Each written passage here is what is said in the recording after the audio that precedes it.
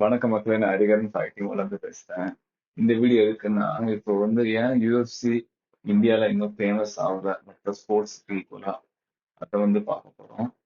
இப்ப என்னன்னா, இப்போ ஆரம்ப கட்டத்துல WWE நம்ம ஃபேக்குன்னு தெரிஞ்சோ அது வந்து இப்போ ஓரளவுக்கு அது இப்போ எல்லாருக்கும் தெரிய வர ஆரம்பிச்சு. பட் ஆரம்பத்துல அது வந்து ரொம்ப பீக், நிறைய வியூவர்ஷிப் இருந்தது இந்தியால. இந்தியானா தமிழ்நாடு எல்லாம் சேர்ந்து சொல்றேன். அதே மாதிரி இப்போதான் வந்து இப்போ UFC ஓரளவுக்கு வளர்ந்துகிட்டு இருக்குன்னு நான் சொல்லுவேங்க. எஸ்பெஷலி 2020 அப்புறம் ஆப்வியஸா அந்த கொரோனா டைப்ல வந்து நிறைய நம்ம போன் மூலமா வந்து கிரிக்கெட்டை தாண்டி மற்ற ஸ்போர்ட்ஸ் வளருது. முக்கியமா காம்பேக்ட் ஸ்போர்ட்ஸ் வந்து இந்தியால வந்துகிட்டு இருக்கு. இது வராத காரணம் வந்து நம்ம ஆரம்பத்துல வந்து WWE தான் உண்மையான ரெஸ்லிங், அதான் ஃபைட்டிங். அதை விட்டா பாக்ஸிங், இது ரெண்டு தான் இருக்குன்னு நினைச்சிட்டு இருந்தோம்.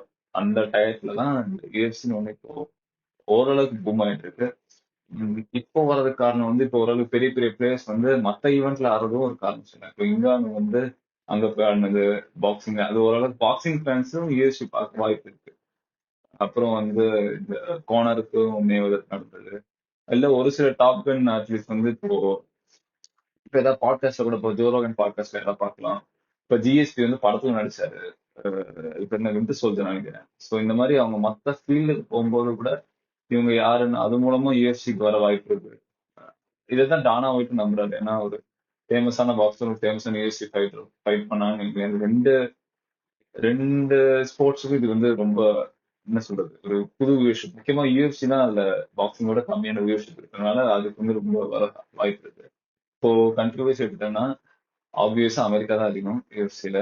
நெக்ஸ்ட் வந்து பிரேசில் பிளஸ் ரஷ்யா மிக்ஸ்டு இருக்கும். அதுக்கப்புறம் யூரோப்பியன் கண்ட்ரிஸ் இருக்கும். அப்புறம் யூரோப்பியன் கண்ட்ரிஸ்க்கு முன்னாடி இது சொல்லலாம். அந்த மூவாத்தையா அல்வோ ஈஸ்டர்ன் கண்ட்ரிஸ்ல ஃபேமஸ்னால மலேசியா, தாய்லாந்து, வியட்நாம் அந்த மாதிரி கண்ட்ரிஸ்ல மூவாத்தையா அதெல்லாம் ஃபேமஸ். ஸோ அங்க அதுக்கு அடுத்துதான் இந்தியா இப்போ வந்துட்டு இருக்கு. இப்போ ஓகே, ஓரளவுக்கு வராங்க.